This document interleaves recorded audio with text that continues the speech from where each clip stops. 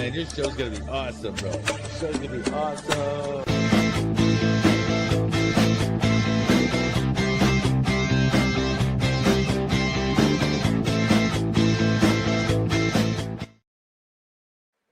Okay, Tanitapi, everyone. This is your boy Little Dog, and I am coming live to you today. Thank you guys for joining us. It is 4/21/26, and you know, it is showtime again. I'm pretty excited about today. For a little while, I know that you guys have been hearing me talk about Kabutcha Toli and everything, and Choctaw Stickball. Well, we'll have the head coach of DFW Kabutcha coming in today and joining us, and so very excited. Oh, okay. So I was hoping that today I would actually be able to go live on Instagram, on X, because that's what I was usually going to go on. However, it seems like today I have to have a premium account to go live. Oh, oh, okay. Well, apparently not. So Instagram's out today, so I just found that out today. So, not a bad thing. I am pretty excited about today's show. There is a lot of updates, and I do have a lot of stuff to go over, as well as, thank all of the sponsors as well. Uh, because, we have a pretty heavily sponsored one. We are sponsored by Alpine Roofing and Solar, where I actually do a lot of my inspections, as well as, you know, I put a lot of the roofing through and a lot of the solar whenever we get time. Okay. It'd be just a minute. And so here's how to contact me if you guys actually want me to come through. I do a free inspection. I also take photos and I show you guys those photos. So you guys can contact me anytime that you want, as well as, thanks to our sponsor, as is renovations. Uh, whatever you guys need, remodeling needs, there's free estimates. You can contact him and he will be able to help you guys out with anything that you need as far as remodeling side. So that goes for interior remodels, interior painting, kitchen renovations, whole house renovations, bathrooms, kitchens, all of that good stuff. And so very excited about that. Another thing that I also do and show and promote is that we are tied along with today's entertainers with Little Dog is also a part of Dallas Film Hub and Film Hub Fridays. We have a big event coming up that is actually very, uh, if you say, birthday coming up for, sorry about that. I'm trying to make some edits to this there we go. I had to remove the other one from X from actually going on. So, uh, but anyways, Dallas Film Hub's Doobie the doctor, as he likes to be known, or Doobie B, his birthday is coming up, and so we are getting ready for some fun on that end as well too. And so we are produced by TEWLE Productions, is what is the my production company that is going on with this. And so I do have a message from the grand opening of the Panutica Comanche Trails down in Comanche and Brownwood, Texas, actually, coming up on the 24th and 25th from 3 p.m. to 9 p.m. on the 24th, 9 a.m. to 9 p.m. on the 25th. That is Early Town Center Park at 108 Kelsey Way. I guess it's Early, Texas. I thought it was Brownwood, my bad. So Early, Texas. So pretty excited about that. Now we also have another promotion that we're going to be doing. So the Ethnic Studies of Network of Texas are on Instagram as well as TikTok is the ESTNTX. If you go ahead and give them a follow and a like, they actually have an event coming up on the 9th as well, I believe it is, where they will be meeting in Grand Prairie to go over the adoption across the states. And so, well, they're trying to get it going across all of Texas at first because it has been adopted, and there are 3 schools that currently have adopted it, including Grand Prairie. Now we're trying to get it across Texas and everywhere because what this does is it helps to help with students with their identity as well, because there's a lot of Indigenous students out here, and a lot of the stuff that is talked about as far as Indigenous people go is history. And we are more than just in the history books, obviously. We're actors, we're writers, producers, directors, as well as politicians and scientists who have made major differences and advancements in today's society. So definitely show some support for the Ethnic Studies Network of Texas. Pretty soon, I will be actually be doing a documentary as well as filming some of their media stuff for them, so that way they can gain a little bit more recognition. It'll help out with spreading it to the other school boards. And that's actually going to be part of a bigger project, which is going to be the like a documentary style of them going through their struggles, the challenges that they face through the Texas School Board of Education on getting it approved in the first place, and their continued struggles to trying to get it adopted across the state and the nation, as well as getting it to where it's not an elective, but an actual credited course. So go ahead, show them some support, some love, and here's a little quick message from them as well. Currently, only 3 out of over 1,000 school districts across Texas have an American Indians Native Studies course, but other school districts such as Austin and San Antonio have expressed their interest to teach this course, which is why we need your help to make sure this course gets renewed this winter. For a little bit of context, the American Indian Native Studies course is currently offered as a pilot course in Grand Prairie ISD, and it is up for renewal at the end of this academic year. The renewal would renew the existing course that is already approved and make it available to teach in school districts across Texas for the next 5 years. Unfortunately, the renewal process has not been placed on the agenda at the State Board of Education meeting this January, which is why we need your help. Because school districts often define their calendar for the next academic year in the early winter, we need this course to be renewed as soon as possible so it has a chance to be offered next year. Please help us email State Board of Education Chair Kinsey through the link in our bio or in the caption below to make sure that the American Indian Native Studies course renewal and adoption be placed on the next available agenda. Thank you guys so much.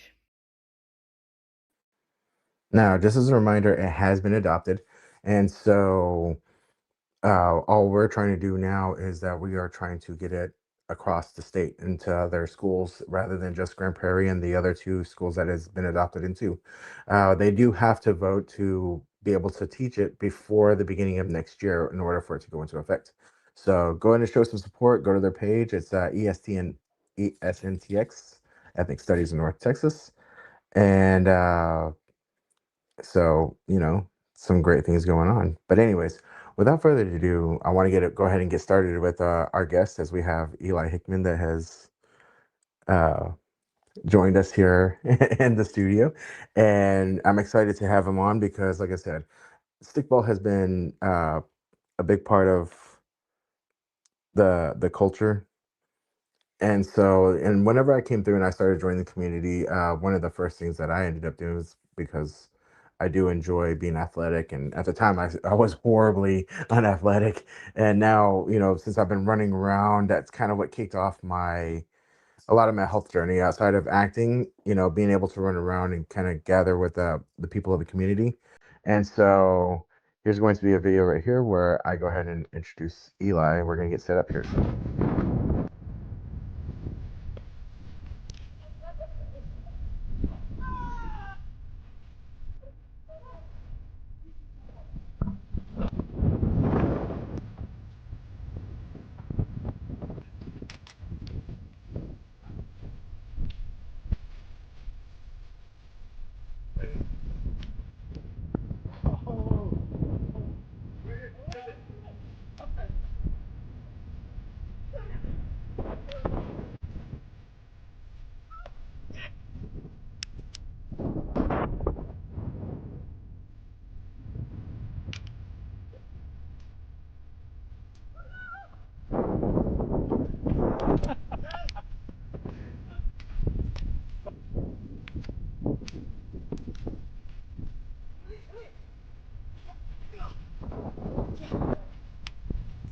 Suicide. All right. And we are back. And this is Coach Eli Hickman right here. He is the one that is in charge of the DFW Kabutcha team. And so, how you doing, man? Doing good. I guess we should I tell it know, some right? kind of bro hug or something. Anyways, man, give our people a quick introduction to who you are and what you do, and then we can throw a shout out to KNON as well too. So, My name's Eli Hickman. I am citizen of the Mississippi Band of Choctaws. Our reservation is located in Mississippi, and I'm also Navajo on my dad's side. But I am registered with the Mississippi band. I am born and raised in Dallas and Oak Cliff area.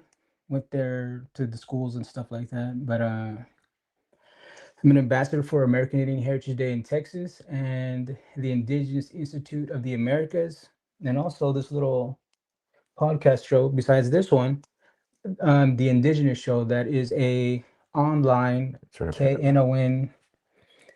What's backwards? But if you can see this, maybe you can what you call it, and it's called the Indigenous Show. Indigenous Show. It might be straight to them, right? Is it, or is it just not to me? Yeah, it's straight on the on the view. Okay. It looks weird from this direction. But yeah, besides doing all of that and volunteering for all of that, it's all volunteer service that I do. But I am the coach of the DFW Kabutcha Toli, and we are a stickball group that is based in the Oak Cliff area. We've been there probably for more than 10 years now. Still, people hasn't heard of us. Like even in the native community, haven't heard of us. But we have been hitting the tournaments, and we have a small following in the community. We have a decent sized following in the community, but they enjoy what we do. They enjoy the videos. They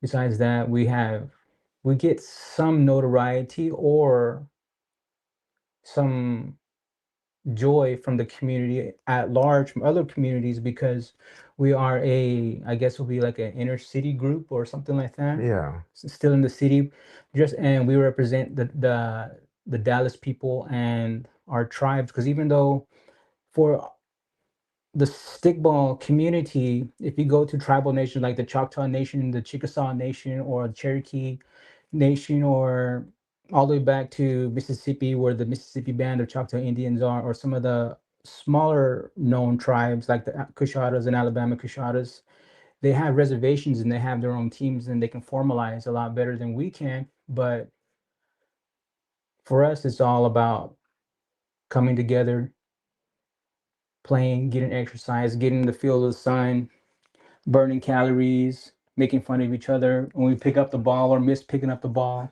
missing our shot, or somebody gets a takedown and we just rolling around on the ground, get scratched up by the grass or the dirt, and it's all good fun just hanging out together. But basically that's the gist of it, because it's just getting together, hanging out, getting to know each other, besides the small times when we eventually meet each other at different events and stuff like that, so that once we meet each other every week, it's like, okay, we know this dude, we know he's safe, or they're cool or something like that. And it's just more positivity in meeting that person again, instead of meeting them one time every 6 months and be like, hey bro, what's up, and all right, we'll see you later. But how long have you been doing the Choctaw stickball or Kabutcha Toli? that would be that I can't really explain, but I think it should be about close to 12 years, maybe. It's not long, but because when you say start, that would be maybe my first time I held the sticks and played in a game. But practicing to get to the DFW Kabutcha Toli area where we actually have practice at probably took a year and a half, 2 years, because I was practicing at home because I didn't have a coach. So the idea was that I would practice at home to figure out the ways of playing by, because I didn't watch the games either, because I didn't really use YouTube back then. It was just learning as I go with the technique and stuff like that. And it was just, you only know what you heard, and then you just try to perfect that. But then as you realize that the technique is all basically the game, it just takes then speed, coordination, practice to get the hand-eye coordination and stuff like that. But it was all, what do you call it, trial and error in the beginning. Because even though by then I think maybe I had practice, but I would practice what I knew, which was picking up the ball, maybe catching it, maybe throwing it. But during that time, it was like, yeah, I'm pretty good. Yeah. Then I hit my first or second, maybe third game, maybe. And by then, it's like the speed of everybody else who's been practicing longer and who all know the game with strategy and stuff like that. They were already there was always faster or crashing me, knock me over and stuff like that. So it's like, all right, I got to bring that back to Hmm. practice. So then as I bring that back, then it's like, all right, I level myself up. Then I'm like, oh yeah, I'm pretty good now. Let me get back to another game. Then I go to a game, then get knocked around and do real bad and feel real bad about my skill levels. So I said, well, let me add some more practice and drills to it so I can level up some more and see what I can do with this. Then I hit my next game and it's like now they're triple and double teaming me and this and that. And it's just like, all right, now I just can't rely on some technical skills. I got to hit the gym, become stronger to help Yeah. stand my ground and with all the commotion that's going on. And it was just like, all right. Then I'm saying, okay, I'm doing pretty good. I'll hit the next game. And then as much as strength that I had, then it was like you battle it out and everybody's battling with you, standing your ground, then all of a sudden your cardio's gone. So I said, oh man. So then it became a cardio game also, but Well, like you said, it just kept leveling up and yeah, everything. And I remember whenever I started too, they just kind of a wind would blow and I'd kind of go rolling. yeah. I still remember those times when what was it Cheyenne and Britt, they just crashed into you and they just leveled you to the ground. Show that video. Show that video. I don't have that one. I should have downloaded that one too. But I remember it, and I didn't even roll. I just bam, Yeah. it was like putty. But I was really big back then too. I was really huge, and so that's actually kind of what started me going to the gym at first was because I was like, man, I can't be that far out of shape. But I was really bad out of shape. Yeah. But tell us about the history of Kabutcha and what the name means and everything. Um, the name for our group in Dallas is called DFW Kabutcha Toli. That is our practice group. So when we say that, we're talking about our regular Sunday practice. But beyond that, we are a nonprofit group that we don't really use it, but we are a nonprofit group called Little Brother of War. That's where the shirt comes in from demonstration. So when we do demonstrations, we don't look like some chumps out there with regular T-shirts. So we got to look stylish to represent our community and let them know that we are a legit crew that represents the Native community and set us apart from the regular community so that we can know who we are. Mhm. Nice, man. And now tell us a little bit about the history of the game itself. The game, Hmm. Which is a game nowadays, but it wasn't yeah. always that way. Also, with our group name is DFW Kabutcha Toli. Kabutcha would be what our sticks are. I don't want to knock down your display, It's all right. You can use one of these ones as well. but Kabutcha would be what the names of these are. Singular or plural would be Kabutcha, and Mhm. Toli would be the way we play. So Kabutcha Toli is to play stickball, And and but the older name that even though we're DFW Kabutcha Toli, it just means like Dallas stickball in the area where we play at Keys Park in Oak Cliff. Is that stickball is a general term we used what we call a game today. It was played by many southeastern tribes like the Cherokee, Seminoles Creek, Chickasaws, Cushatas, Alabama Cushatas, and Choctaws, and even smaller versions of that. Because I can go to like some of the smaller bands of Choctaws and Homas and everything else, but it was more like the southeastern tribes' way of settling issues when if they had something that couldn't be settled in tribal council against two different tribes, opposing tribes. But back then, even though we call it stickball today, that's a general term.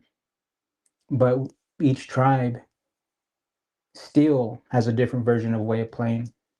The one I teach and the ones that is mainly around is the Choctaw version of it, tournament style from the World Series of Stickball.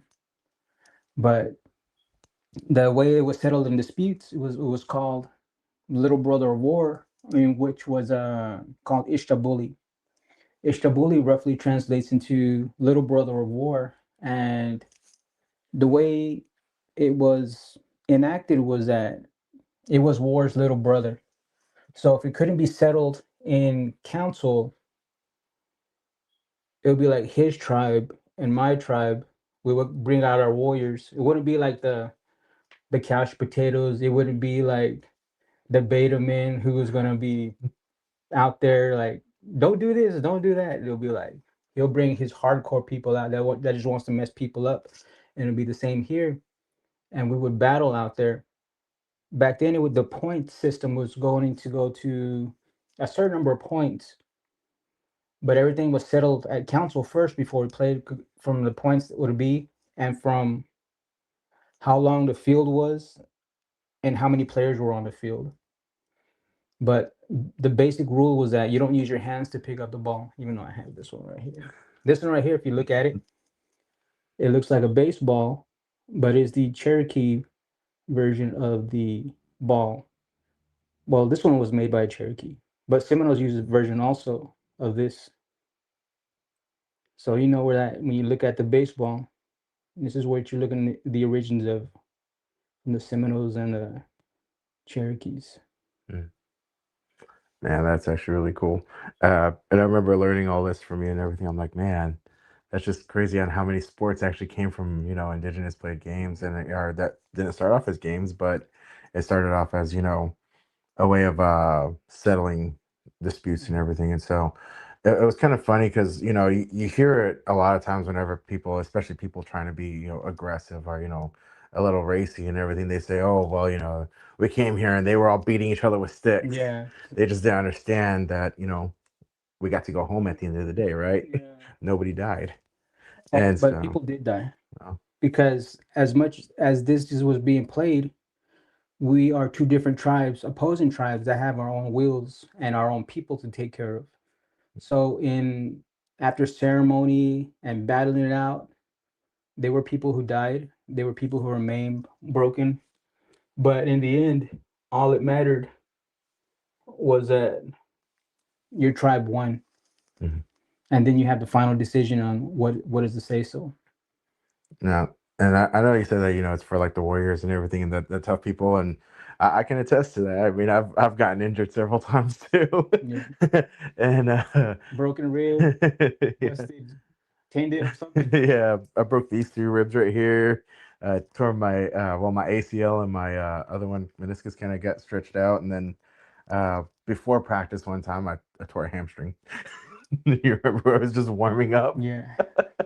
That one had nothing to do with the actual game, but it happened at practice, so good enough. No, but I always came back to because I enjoy it, and I just thought as I need to make my body tougher. I need to get more get better in shape, and so I used it as motivation for getting back in shape. It did help me get back into the gym itself, and that's whenever I started doing more squats, and I was like, man, these are important because then I won't get pushed over so easily. And we have a comment too. My sister, very entertaining to see you get tackled. I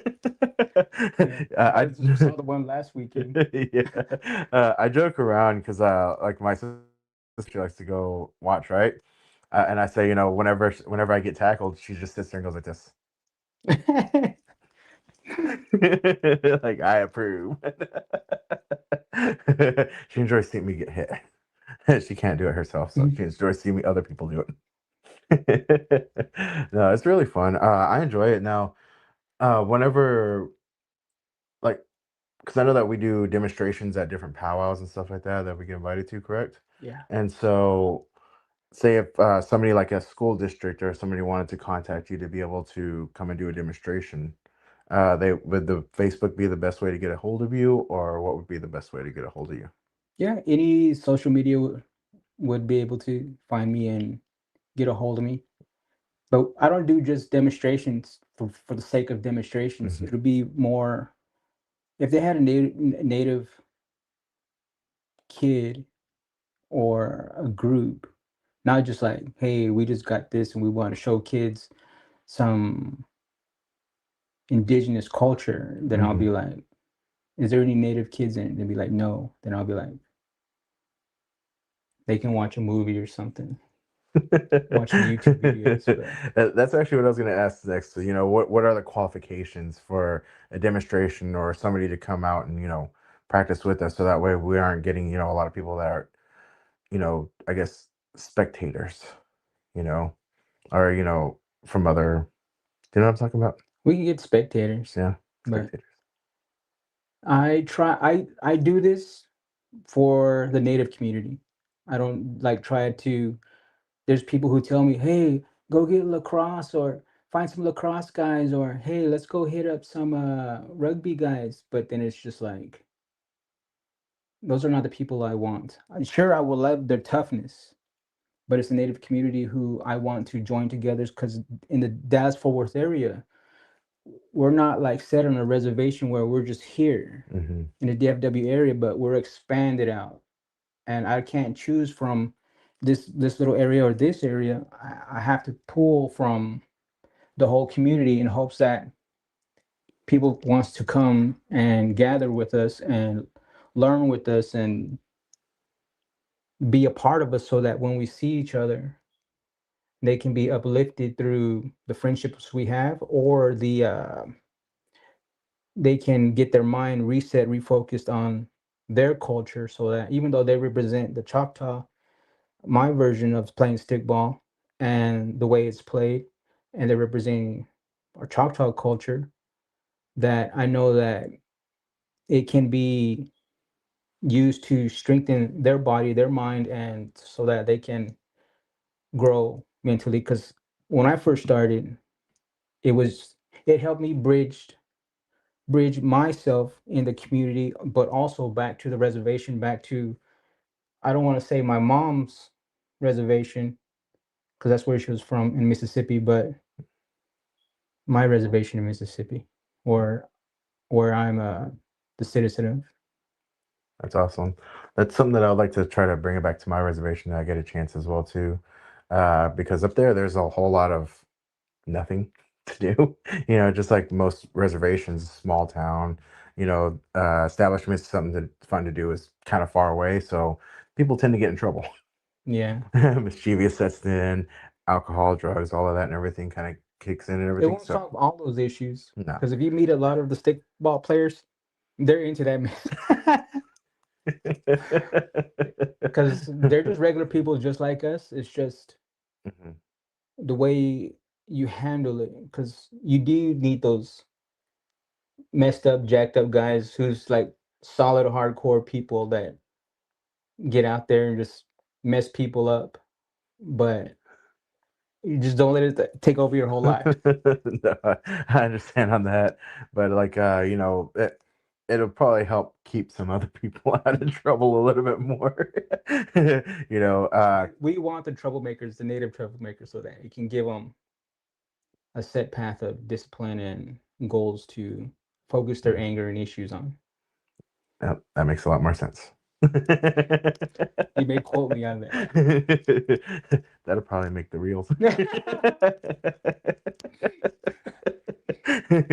Anyway, so uh but yeah, that's something that like I said, that's what it did for me too. And now, I started catching and I'm like I started getting a little bit impressed on what I can do now.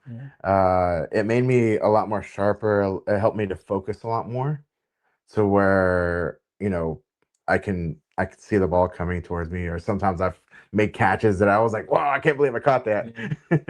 And then they become a little bit more regular. And so, I've noticed that it does help out with my focus a lot because a lot of times I can be all over the place, and sometimes it shows. Sometimes a lot more than other places, but I also feel very connected as well too. Whenever I come through and I can hang out with others in the community, and be able to have a place to kind of let out some frustrations or some heavy emotions that I'm dealing with and Yeah. everything. And so, and it's not something that's, taken super serious, It's like whenever, like with Delmy, uh, whenever we're going for it, I guess I accidentally, popped in the face a little bit and told me, "Oh, don't worry about it. It's stickball. It's gonna happen." Yeah. And even whenever I get hit too, I'm like, that somebody goes up, "Oh, sorry, my bad." It's like we already know the risk. And I saw that one time, or one time we were, can't remember where we were, but we were talking about stickball to somebody, and you were like, "Yeah, it's like lacrosse, but for men." Yeah. I was like, "That's great." You gotta represent. Gotta represent because there's a lot of I don't want to say haters out there, but there's a lot of people who are very athletic and skilled, but they don't realize the skill level that it takes to play stickball. Because even though he may see me as a top player, pro player, whatever, I'm not even close. There's like people grade, I don't want to say grade levels, but way level beyond me and stuff like that. Oh yeah. Even whenever I played, whenever we did the NSAM one, I guess the one for fun. It wasn't a tournament. It Oh, wasn't like a tournament. the fam Yeah, the fam one. Oh, yeah, that's what it was. Fam. first American Museum in Oklahoma City, Oklahoma. Yeah. Oh no, it wasn't Oklahoma City. It was a little bit closer to us. somewhere Yeah, in but Oklahoma. but anyways, wherever we went and did that one, and that was my first time playing with others, and I was like, man, these guys are fast, and they were scoring on me, and they were running the ball in, and I'm like, man, where's my wings at? But it was cool to actually see it, played at a little bit faster speed with a lot of other people too, and I got to see, how fast they actually throw that ball. Yeah. Man, that is crazy. Now, when did you start getting? Because I noticed that, like you said, sometimes the community can be a little far spread apart. When did it start getting incorporated into like American Indian Heritage Day or ICCT powwows and stuff like that? I think when I first played, I can't remember the year, but it was because before all of this, I was just an I don't want to say a generic native guy, but I was just a guy who went to work, went home. That was about it. But it felt like something was missing, or it felt like something was calling or whatever. But eventually, I made it to my mom and my sister were going to Carrollton for the Santa Fe Days at the historic town center or something like that. It was like downtown Carrollton. Mm-hmm. And that's where I met Brian and Peggy Larney for American Indian Heritage Day. And I was just wandering around aimlessly, and they see me, and they started talking to me, and they let me be. They asked me if I wanted to be a volunteer. No, they didn't. I just met them, and they gave me a shirt for some strange reason. But later on, it was like their volunteers hit me up to be like a volunteer for their event that was coming up for their celebration. It'll be the first year celebration. Mm-hmm. So with that, I was with them on that. But then during that time, they because they put me on part of their, what do you call it, committee. And back then, I'm not like what I am today, where I'm talking with you in front of this camera with all these people out here, like I know, like I'm knowledgeable. But back then, I was quiet, like right now. I was quiet, and I didn't speak.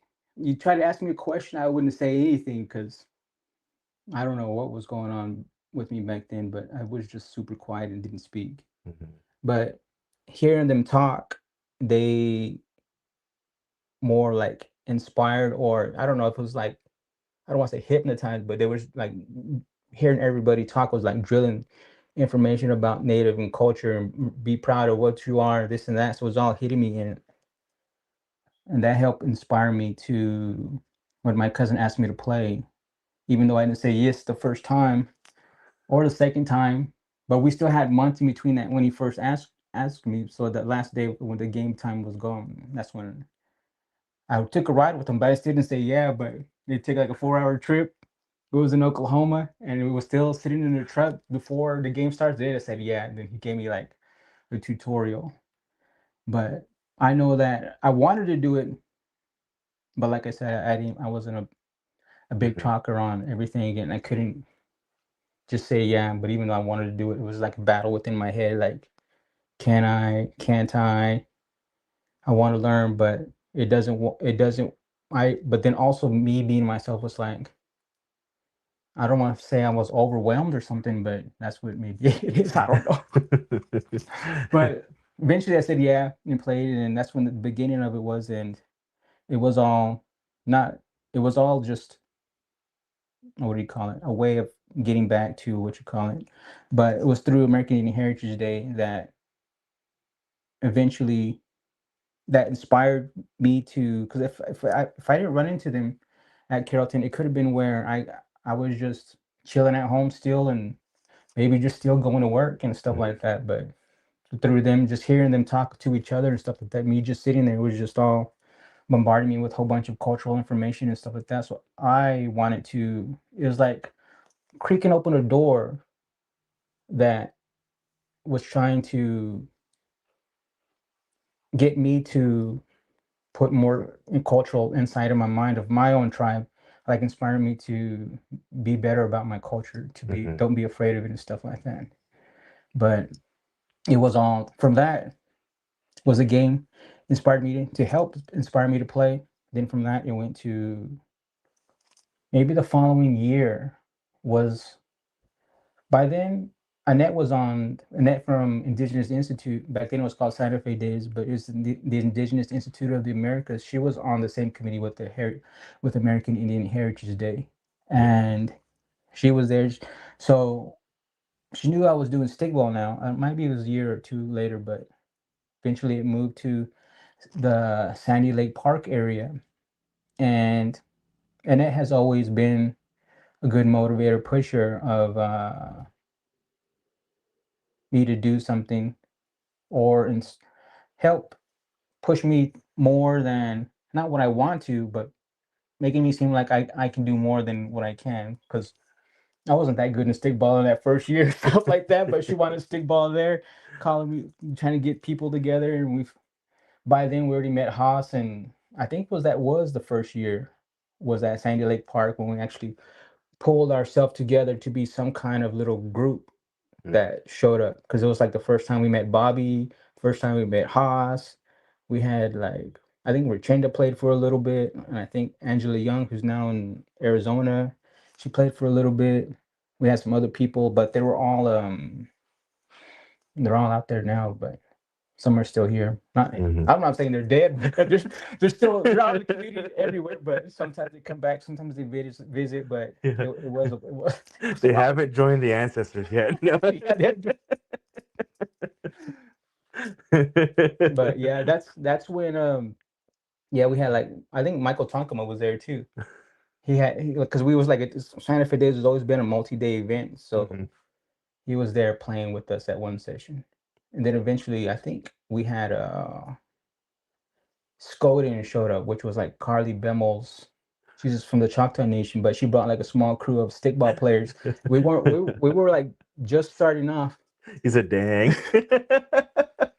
We were just starting off, and Haas showed up, and like Haas never really played before, and we had Bobby who never played before. Bobby was like one of our elders of the group. He's Mhm. like, was right now he's probably in his 60s, and they were out there battling, and Haas had his shirt torn up, and they beat us, but that was a good learning experience.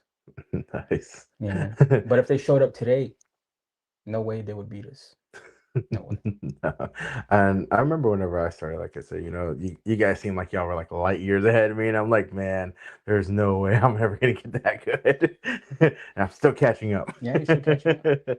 But y'all always motivate me, because if I stayed in one place at one speed, one strength level, Yeah. y'all would have done past me. So I always make it an issue to myself, for even though I didn't like being called coach back in the day, because I was learning too, that I had to stay ahead of y'all so that I can keep learning and training and bringing what I learned back to the group so that we can all still learn. Mhm. Because y'all learn fast, but it took me forever to learn all of this stuff. And but it's good implements to make y'all grow faster. Yeah. Then as y'all grow faster, y'all push me to be more in shape because I gotta, if I can't beat y'all in skill level or strength, then I gotta beat y'all in speed. You are really hard to catch. uh, Haas also said, "He goes, I swung my sticks like a bat."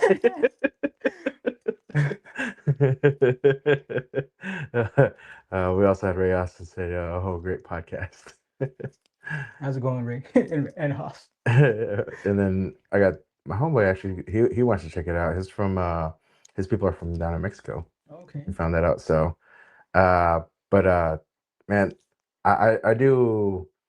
I do enjoy learning from you because it's like, I feel you challenge me to always get better, and that's, I think, one of the reasons why I kept showing up too, is that I wanted to be a better version of me. And like I said, I enjoyed the company and I enjoyed, learning and hanging out with everyone. And so connecting with the community, I feel like I connect with the stickball group the most out of honestly everybody, and I started to get introduced to the rest of the community as well, which has been pretty awesome to to get a hold of them, to talk to them, and get to know a lot of them. So I enjoy being there on Sundays, and whenever I do still want to go to some of the tournaments now that I kind of have a little bit more open schedule. Oh yeah, So I would need to ask you, what's this? What the audience say?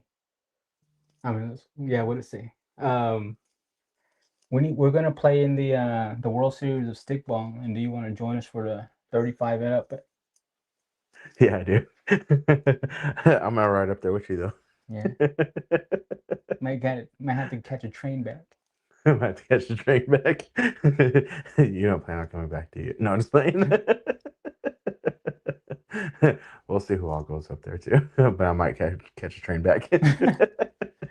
Now, when is the World Series?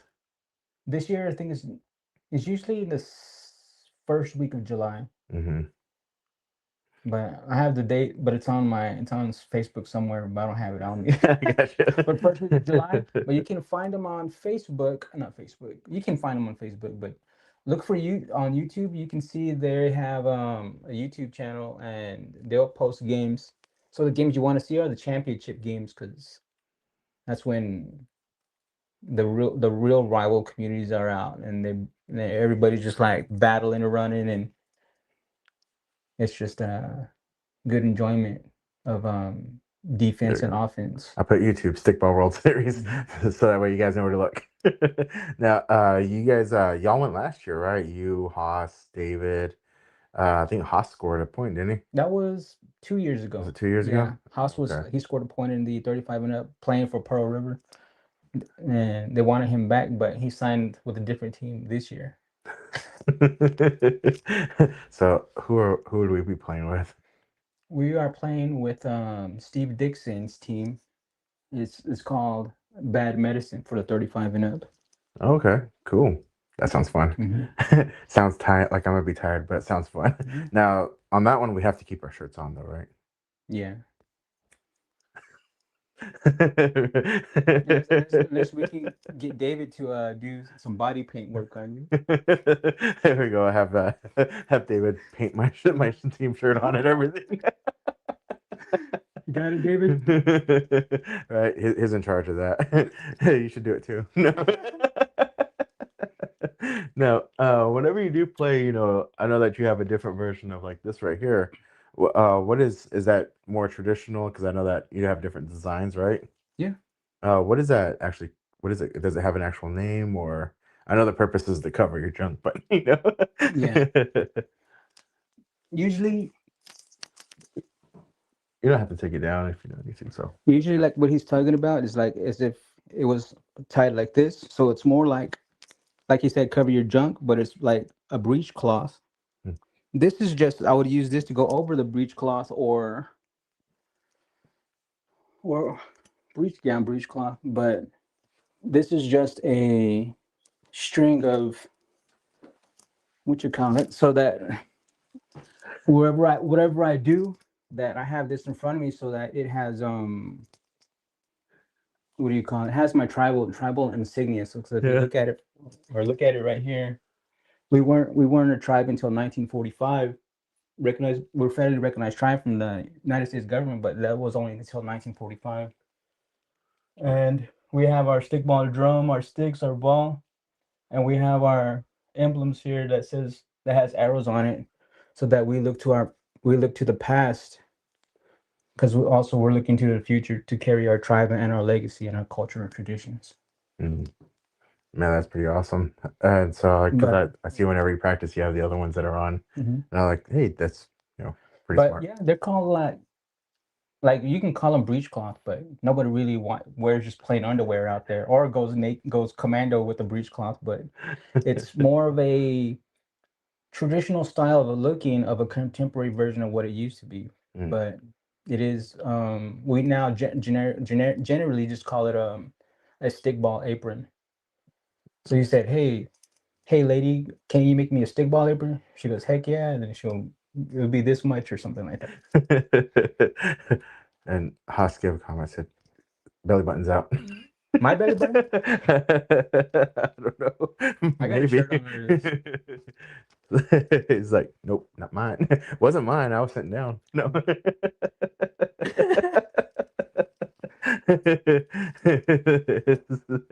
Yeah, I was thinking about this shirt too. Like, it's a little bit opens up when I'm right here. Yeah.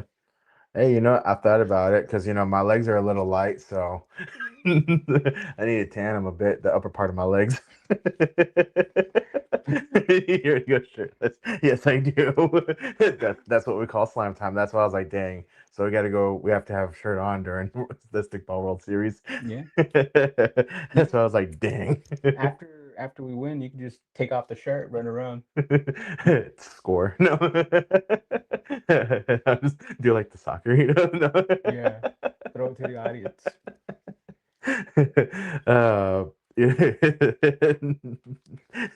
Hey, you started it. And I was just like,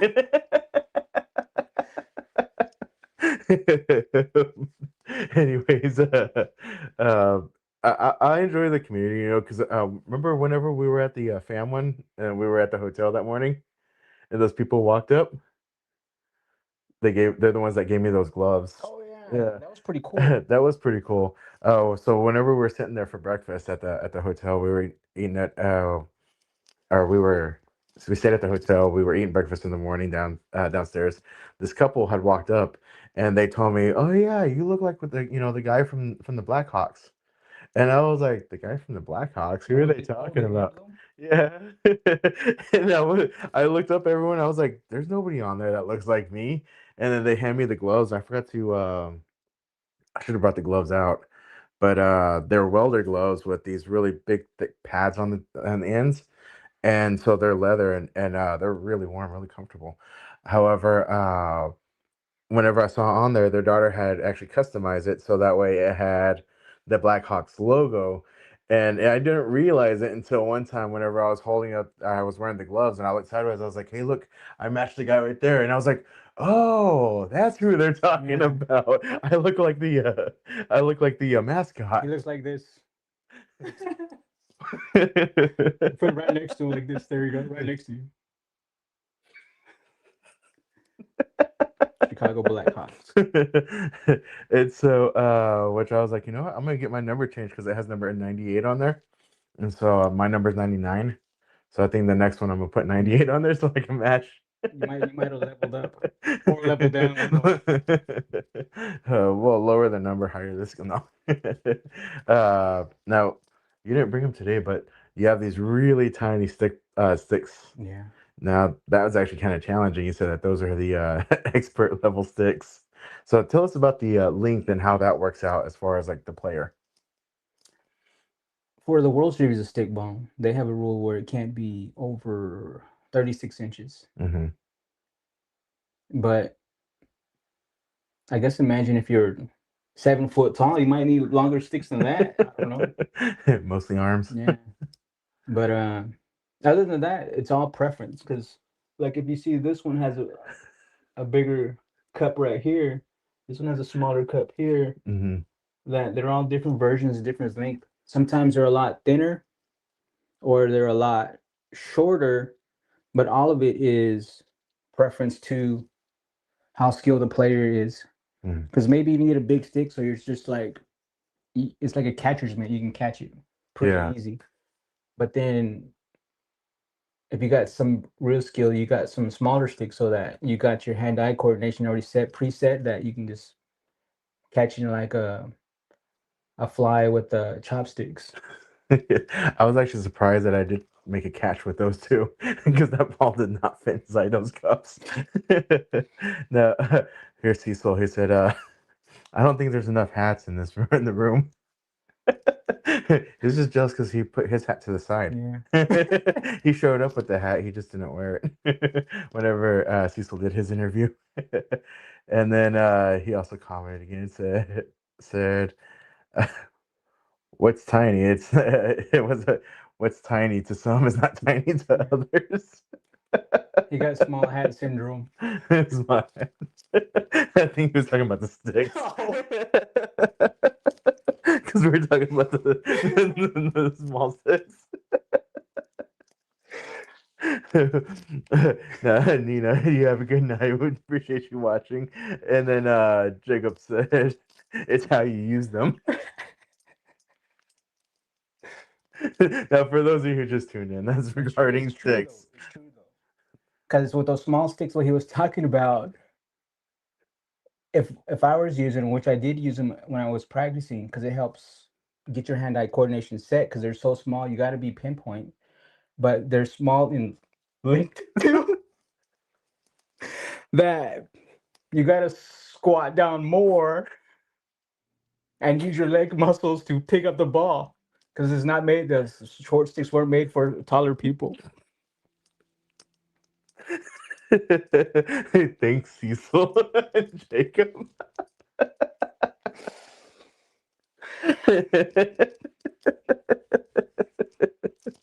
That was a good one, though. Oh, you forgot your water. Yeah. Oh yeah. Thank you, Junior, for these zero sugar Monster energy drinks. It's pretty nice can. And that's like, what do you call it? Felt or something on it. We're not endorsed, by the way.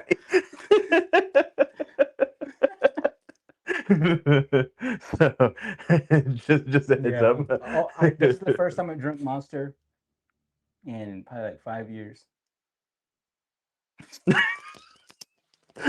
Usually it's a C4, Yeah, it's a C4. pre-workout. Well, I do the C4 drinks in the workout. Yeah. But I do most of the pre-workout whenever I go to actually work out. Let me see if we had a.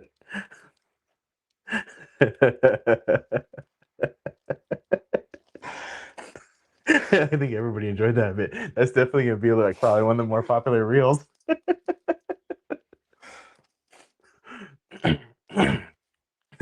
Now it's kind of hard to calm down afterwards. Feeling the humidity in this room. Yeah, I need to. Well, we don't have central air in this one, so. But anyways, that kind of derailed my thoughts a little bit. But now, let's say, for instance, because I know that non for profit profit non for profit. Now, what would you say, like, if somebody was to reach out and possibly have like a sponsorship? What would you say would be an acceptable, like maybe like indigenous led company, or would you be okay with non-indigenous led company as far as sponsoring to, because a lot of times companies need a write-off, Yeah. and so they'll donate to non-for-profits. Say, would you accept, say, like, for example, Monster, if they reached out and said, "Hey, we'd like to sponsor you guys," is that something that you would accept, or is that something that uh, for you personally would not, or turn them down? It was like Monster's like generally known energy drink. Hmm. For athletics and everything, a lot of Yeah. athletes, or like say C4. Yeah, those would be pretty cool. Hmm. But if you got something like, I'll say OnlyFans, one of the sponsors. I'll be like, no, we can't do that. We want to sponsor you and your little sticks.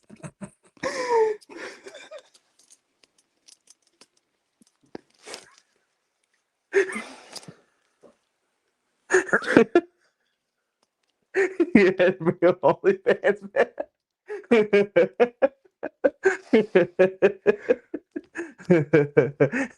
Yes, we're flustered. Sorry, I'm starting to get a little sweaty from that. Anyways, so, but that would be actually here we go. Only clans. Only clans. These especially with the city that carry.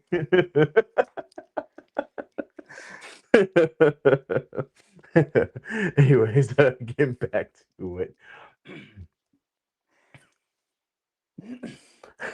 Yeah, all of it depends on the sponsor. Because even like if I wanted to, I was gonna ask the place I work at, and I know they would sponsor me, but it's just that I'm not looking into like sponsorships yet. But I know you always talk to me about it so that we can help us with gas travels and rentals so that we can all actually travel together in a bus or something like that so that we can doesn't all have to come from my pocketbook or from our small demonstration spots where we use the money for our community cookouts and stuff like that. But something I am very much thinking about. But yeah, all of it depends on what the company is because there's a lot of companies.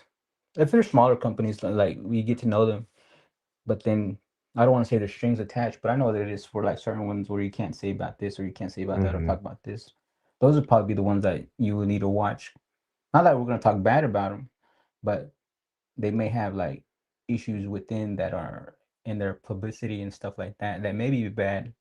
So it's not something that I would want to be a part of just to get a little change. Gotcha. It just depends on the terms and the company. Yeah. Okay. I mean that's a great thing because like I said, like we talked about before, is it helps out to have, others pay to go up there and that we can use rental vehicles or, get a bus or something like that we can travel around in. Because I know that there's a lot of local indigenous owned companies as well too. Yeah. And that would be actually a pretty good, not only write-off, but help promote their businesses as well too. As you see, we have some really fancy shirts and everything. Shirts cost a lot. Especially those shirts. Yeah. I was looking at whenever I was looking at the other jerseys too, before I even got this one, I was like, dang, those are nice. Most times I see like t-shirts. And And go all so out to battle the stigma that we're just poor Native Indians in the community. So we're just like, all right, let's get some of the top jerseys with some top designs and stand out in front of any kind of team. And it does make you feel a lot more, I guess special, I guess you say, where it's got your name across it and everything and a number. And so I don't want to take mine off because I'm not wearing an undershirt. I was going to show the backside. That's only at practice, okay? That's only during slime time. Come on, audience. Don't you want to see him take off his shirt? Look at that. I see Jacob saying, yeah. I'm saying, yeah. Nobody wants to see that. Yeah. He said, yeah. I'm not seeing no comments coming up.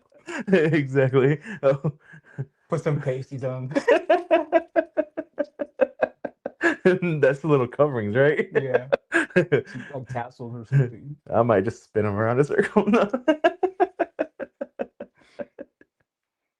Anyways, so that's the first time I've snorted a little bit during the show.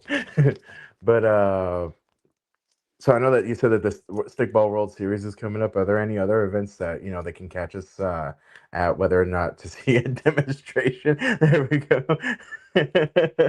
So he wants to see him take off his shirt. Nope. That's great.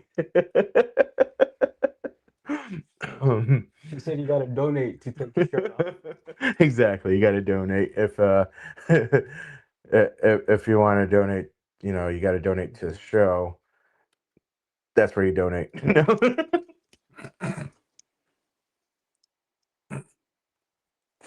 This is a little plug there. No. No, if they want to donate to DFW Kabucha, Toli, or how would they be able to donate for that? Hmm. Still figuring that out. Yeah, because Tony had us set up on Cash App, I think, Mm-hmm. and I forget her name on Cash. I don't have that card because he gave me a card that we use. I think it has like $56 on it from our last event that we have left on it. But we do have Cash App. Just the name is not known yet to me, but I forgot. It's all right. When you find it, just send it to me, and I'll share it as well. I'll start putting in some of the ads so that way we can get some promoting going on for it. Okay. Yeah, because if we get some donations, everything is not coming to my pocket. It's just going to the Cash App, and we're using that to fund for little snacks, drinks, or throw it into when we have a community cookout. Because when we do community cookouts, even though we are now not sponsored, but teaming up with Intertribal Community Council of Texas, that they sponsor the food. But before that, we would sponsor the food so that it was just a community outing so that the community members can show up, eat food, and watch us play stickball. But that's how we have to do it. Bribe the community, come out and watch us play stickball. And maybe they'll join us, or maybe they'll see that we're not bad and they'll come to practice and stuff like that. But Oh yeah. it's just bribing the community out to come watch us. Who says no to free food? Yeah. I said, you should probably add that to the group's bio, which is a great idea as well too. Which one? The about the like a QR code or how to donate to DFW Kabucha. Oh, yeah. You should do that. Now, whenever somebody wants to join playing with us as well, they go through a little bit of a vetting process, right? They have to contact you first. They don't have to. They can just show up. Usually they contact me just for the sake of they don't know where it's at. I tell them, here, this is the pinpoint. I send them a new message, or I tell them where it's at in the what you call it, and then they'll message me like, hey, I want to do this. I want to try out. Yeah. I think it's something that I might need, and I give them the information. And I pinpoint when I send them the messages, but then they still get to the park, but the park is so big. But I said, this is the exact spot where we're going to be at. This is a pinpoint drop. But then they get lost in the park. They're like, I found success in telling people it's on the was it Ragged Road Drive entrance? Rugged Street. Rugged Street entrance. I tell them that too. And it was like, they still get lost. This guy named Curtis Billy in Oklahoma from the Choctaw Nation. He says, yeah, right there by the Rugged Street entrance, right? And I was just like, yeah, that street must be rugged. And I was like, no, the street is named Rugged. That's not jacked up and stuff like that. It's just the street name. Yeah, that's great. Man, that's that's kind of what I thought too. I was like, man, that's a rugged entrance right there. Yeah. But no, this is all very lightly. Like I said, I didn't know any of this existed. That's actually one of the cooler balls right there too.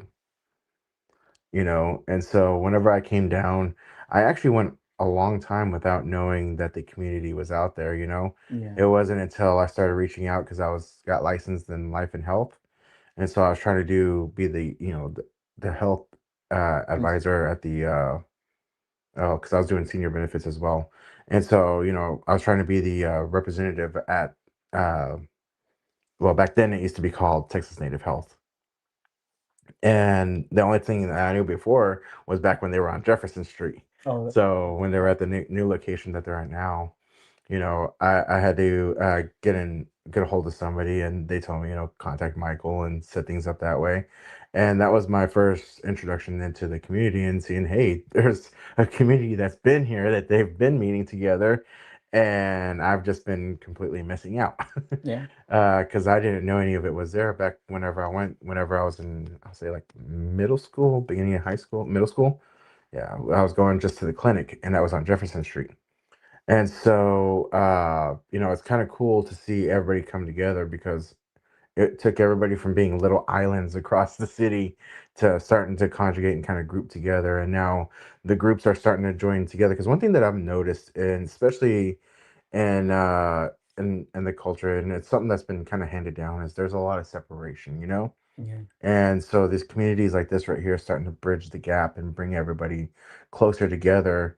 Uh, Although, we're kind of separate entities, but still coming together as one. And I really enjoy that. I enjoy, being part of bigger community, even though we have our own little community as well. Uh, would you like to kind of expand on how that's kind of been going? Because, like I said, you're part of ICCT, you're part of AIHD, of course, the head coach of DFW Kabutcha.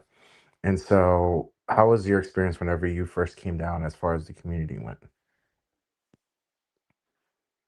I guess when I joined it, like I said, I was just sitting there, letting them talk, letting them fill me up with cultural ideas and stuff like that. Hmm. But when all of that went on with the American Indian Heritage Day, with the education and awareness and cultural issues and stuff like that, we were having our meetings and stuff, and they talked, and eventually we did the program or the celebration for the annual event, one or the first year or second year. But then after that, basically whoever was in that group, about half of them will jump to ICCT, not ICCT, I mean IIA, the Indigenous Institute of the Americas, Mm. where Annette was at, and it was more of a, I don't want to say entertainment, but more still education plus a positivity on native culture, sharing that, because sharing that to the secular world that we're still here and letting them see the powwows and dances. And so when we added stickball, it was still, people didn't know, and people still don't know, even from our native community. Hmm. They just, they haven't ventured out yet, but everybody's busy. But it's even even before I jumped on to these two organizations that they always talked about, there was other organizations here before, because I think in the American Indian Heritage Day in Texas, the Indigenous Institute of the Americas were some of the surviving ones, because I think there was like three or four that died away while I wasn't in the groups and stuff like that. Not because of me that I wasn't in it, but because they didn't have the volunteers to keep going. But eventually MMIW bounced up, and ICCT bounced up, Intertribal Community Council of Texas, and the Missing and Murdered Indigenous MMIW Women Rematriate. All those two bounced up, and now we have the Forward Independent School District coming up, and Dallas Independent School District. Their organizations, their native organizations for the schools in the area, they're all coming up, and so a lot more organizations are coming up, and but also people are coming from, I don't want to say out of state, but people are opening their time to volunteer, but not enough people are that you will see them. Organizations need help for volunteers, so they'll help here, because they know that if he was a part of it, they know he's cool, but then they'll know that he can't do everything by himself. But this event's been going on, so you want to make sure that the event goes well. So volunteer helping out is something that the community does a lot to keep it going, so that we have our events, we have our cultural stuff that we can hang out. Because if these events don't go on with the volunteers that they have, then it's just like we still have stickball, but we don't go to places to meet each other no more in these Yeah. annual events that each one of these organizations have. And it's just I don't know, because you were asking about how was it, but I'm just letting you know that we lost a lot of organizations, but we get some Yeah. volunteers, some native volunteers. any one of these organizations is a good organization to join, help out. There's always, but you'll have volunteers that hit all of them, but they even they are human too. That they'll need a break, stuff like that. No, I know that you're part of, AIHD or American Indian Heritage Day. Could you tell some of our viewers about what that kind of represents a little bit? I know that you may have, some interest. You've been in it for a while, and so kind of, because I know that some people are like American Indian Heritage Day. What is that? Yeah, Just kind of an intro, I guess you can, to what it is. Because I know that you've talked a little bit about the native studies and encouraging indigenous people to branch out, kind of like how you did it, where they encouraged you to get started with the stickball group, because that wasn't a thing before you came here. yeah. Because I just had practice with stickball, Hmm. but eventually, at one point, I think it might be 2 or 3 years later, since the first beginning, Brian Larney and Peggy Larney, they asked if I wanted to have lunch with them, and I said yeah. And we went to eat hamburgers somewhere in Bishop Arts, that restaurant place. Hmm. But they said what they said they liked what I was doing in the community because it was grassroots. We get out there, we practice, we hit the native community, we try to get them to practice with us. We gather people, we find people, they find people from finding people, and it grows like that. But it's all Hmm. grassroots, how we all came together. And he said he likes that idea that we're out there. It doesn't matter. Nobody's stopping us and nobody's telling us what to do. We're just getting out there and practicing and getting to know each other. But he said that he would like us to join under the wings of American Indian Heritage Day so that we can become a nonprofit and use their status as a nonprofit, giving us the name Little Brother of War so that we can use it as a demonstrational name, because then with that name we can take it upon our demonstrations and talk about what it I don't want to say what it used to be, but what it was a long time ago before colonizations and stuff like that. Hmm. But yeah, American Indian Heritage Day, they formed in 2013, but the ball got rolling in 2012. But I think it's in 20,000, not 20,000, Dang. 2013. Well, there you go.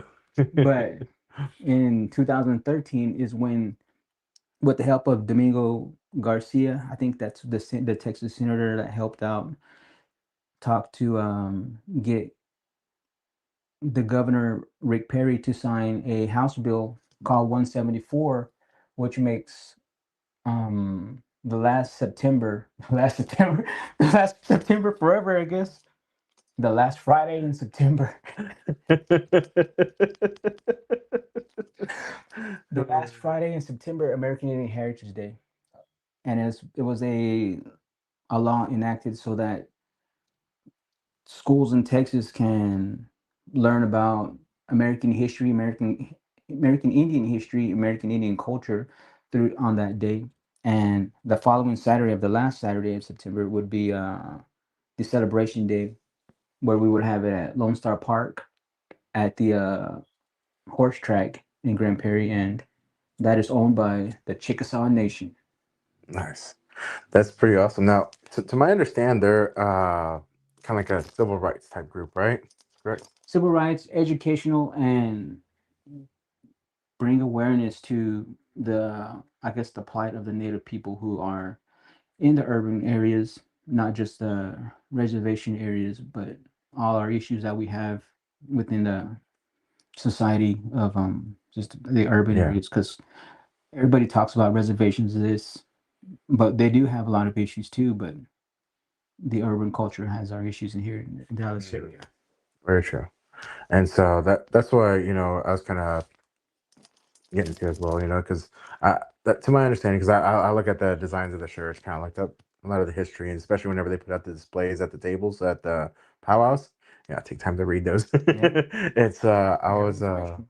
oh yeah, very informational. So you get a chance to go by to any of the powwows, go out to the table, which is the American Indian Heritage Day table, or AIHD, and you can actually read a lot of that as well too. Uh, Here goes. Cecil actually put a long comment. Says, "How about a practice downtown near Trinity River Bottoms every once in a while over the Trinity Grove so people can see it happen. So people on the Sylvan Bridge could see." Yeah. That's a great idea too. Yeah, there was an area where I thought about having practice at, but we should do it soon because in the summertime that sun's gonna be beating down. Even though we need a bridge close by so we can go hide under the bridge when we take our breaks, but the thing is, there's no restrooms out there. But sometimes it don't matter because you can just pee anywhere. It's the Indian bathroom. Yeah. Go water some concrete columns, I guess. Watering the grass. Well, it's Yeah. kind of acidic, but anyways, but yeah, that's definitely a good idea. Now, also during November, that whenever they go out to the is it AT&T Cultural Center or Square down in Dallas? Oh, the Discovery District. Yeah, Discovery District. That's what it was. That is going to be. Last year was a final one. Mm-hmm. Oh, was the final one? Yeah, there's no more. Dang, we should just go set up anyways. Security would chase us off. They have to chase. No, I'm just playing. No. We'll see what we can do. That was kind of a fun one too, because I know that last year there was a whole bunch of students that got involved, right? Yeah. And so it's definitely something that helps out with outreach. And so, whenever these powwows go on, that's why I share them on my profile. You share them on yours as well too, right? Mm-hmm. And then I know they're always shared to the group as well too. And so, sometimes I have a hard time paying attention to that, but I try to set it as my story. Now, ICCT, because I know that that's another group as well too. We're going to kind of talk a little bit about each group. We don't have to go too deep into each one, but kind of give them an idea of what they're looking for as far as, because I know that you talked about IAC and they're a little bit more towards, outreach, I guess you say, to everybody else, because I know that we did the outreach, cultural sharing, and just spreading good vibes of the Native people, so that the outside world can come and check out some cultural stuff and be a part and see some real natives, not the ones that they see in the movies or in cartoons and stuff like that. no brown skin. Yeah. Brown face. Brown face, Yeah, brown face. I said brown skin. We all have brown skin. Yeah, you got to watch out for those people who do brown face. Those white people or people with light skin who put too much makeup on and they're like dark, just on their face. Now that one they have an annual powwow too. That was actually a 3-day powwow, correct? It's the IAC out in Cleburne. Yeah. And so usually I like to go camping on that one. This year I wasn't able to camp. I was kind of a little sad about that. But I plan on camping next year. It was just, vehicle issues. There's a lot more things that I want to do actually, especially with my platform and my show. I do want to go out there and, I wanted to, interview some of the dancers and stuff like that as well, kind of get, regalia and, because there's a whole nother section that I can do with TWLD Productions, which is a production side of the podcast.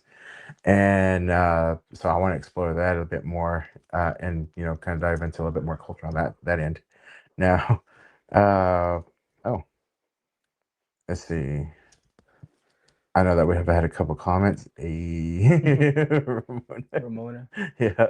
And then I sung Ramona a happy birthday song. She never said anything. Really? Yeah, on the indigenous podcast show on KNON Now. She may not have been watching or listening. No. Yeah, she might have not been listening to the podcast, even though Cheyenne Corpus was like, "You guys can sing Ramona a song." Then I was just like, man, I guess so. But then she didn't even listen to it, I guess. Jeez, Ramona. Yeah, or she's still stunned, I guess. Oh, there you go. It was so good that it stunned her. Yeah, or that bad. I don't know. Oh, look. She said she actually did. Okay. Well, I guess we were wrong. She just didn't say anything. Anyways, Cecil says, have you ever talked with schools that have lacrosse teams see if they would let you do a demonstration at the school to give them an understanding where the sport they play actually develops, and to let them try the different sticks to give them a reality check of how difficult it actually is. No, I haven't really talked to school because I try not to hit schools Hmm. because I still got to go to work. But I guess if they hit me up for something like that, because sometimes they do hit me Mhm. up, but it's too more of an educate a classroom, Hmm. and it's more like I know how it's gonna be already. Where you know how kids they're just sometimes they're absent minded or they're like calling each other bros and high fiving each other, not really paying attention. So it's just like then it's all right. Let's play now after you give them a tutorial, but then nobody's paying attention, so it all looks crazy. Yeah. I already know how it's gonna go, but So apparently she was listening to the show. Just the thing that she missed was the birthday song. So just if you'd sing it again. it's too late. Your birthday was like last week. Cecil said, Cheyenne sounds a lot like Michael Jackson when he like makes her voice. Oh, she said that she sent him a thank you message and a personal message, and she'll send you one in a little bit. Okay. And that makes up for it. I was a little busy that week, so I didn't get to hear it. I guess I'm gonna hear it whenever he releases it. She said the 16th was a few days ago. Yeah, That's the 21st. last week. uh, anyways, now we were going on to ICCT, right? That Yeah. was the next one. Tell us a little bit about that organization a little bit. Yeah, ICCT. Mhm. It was formed. I don't know if it was formed, but I think it was formed by, dang, what's Tony's uncle's name? Nina will probably pop up and say what it is if she's is still on here. She But went to sleep. She told us good night earlier. yeah, but it was formed from a when things were going down at what were they before Texas Native Hill? uh, No, Dallas, no. Dallas Center Tribal Center. That's what I knew it as. Before that, and that was on Jefferson because Yeah. they moved their name. They changed their name when they moved to the record crossing. See, I only remember them from the Jefferson place before I got to know them. Oh, I guess you got a request Uh-oh. for a birthday on Sunday.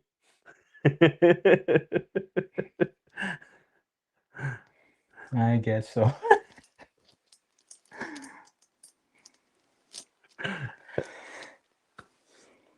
Yeah, when I sung it to Ramona, it was I was like, okay, this is not a long song, so it's not that bad, I guess.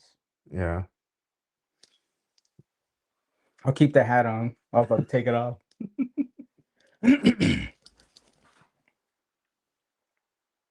Yeah, here we go.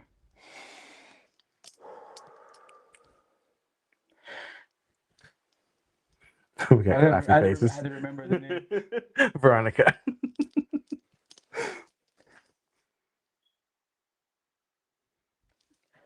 Happy birthday to you.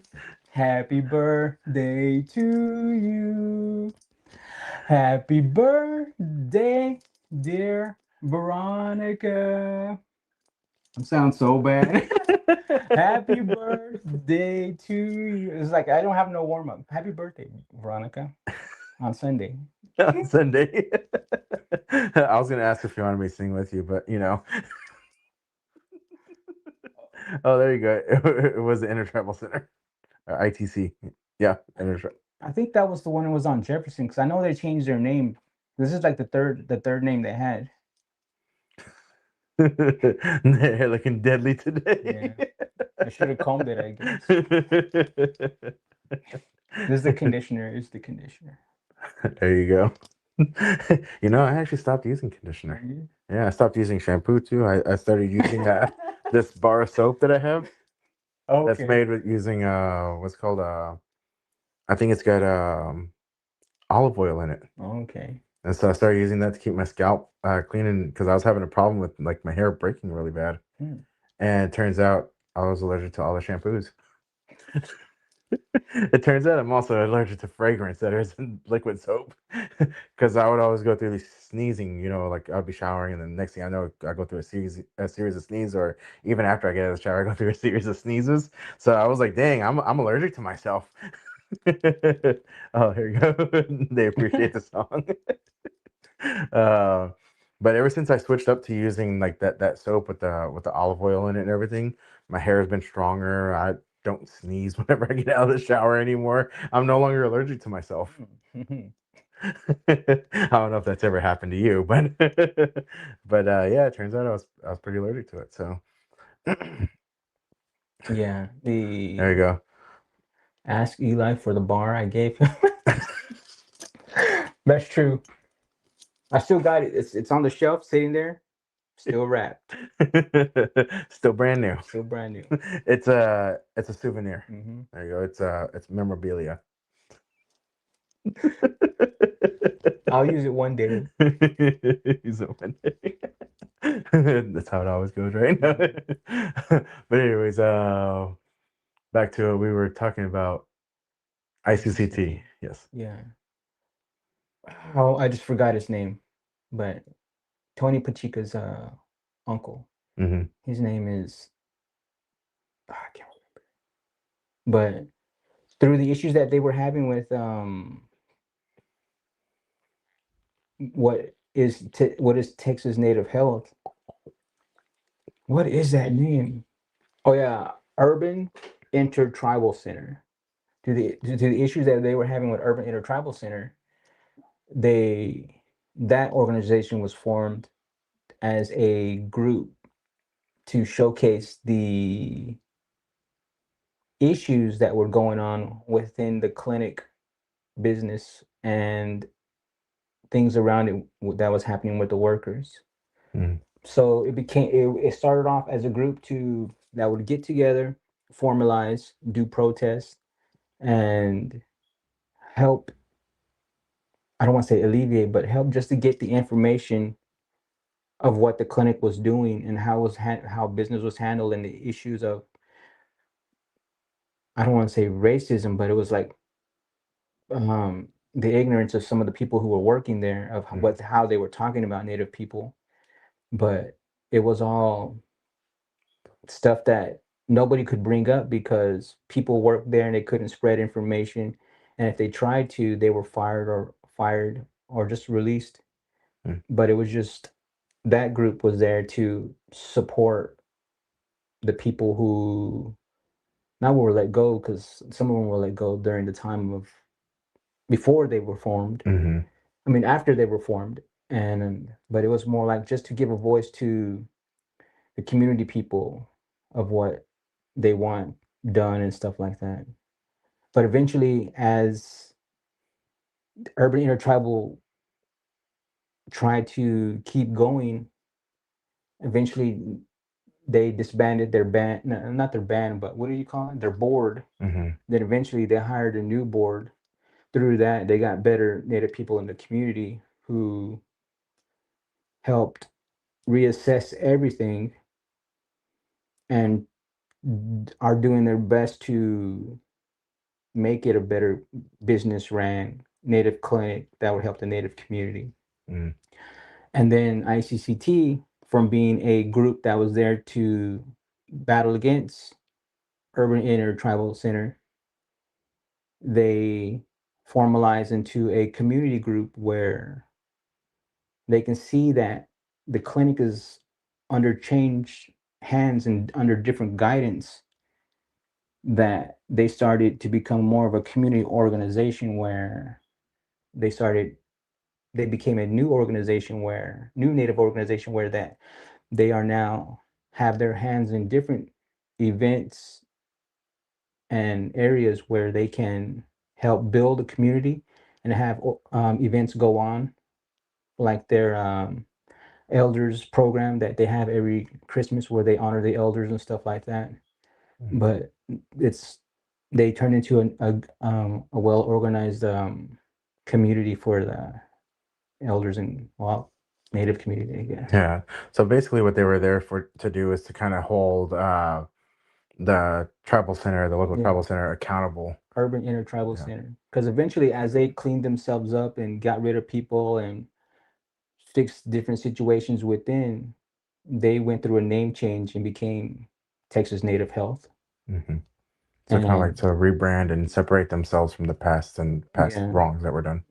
and as they reformalize and rebuild with better people on the board. That's pretty awesome.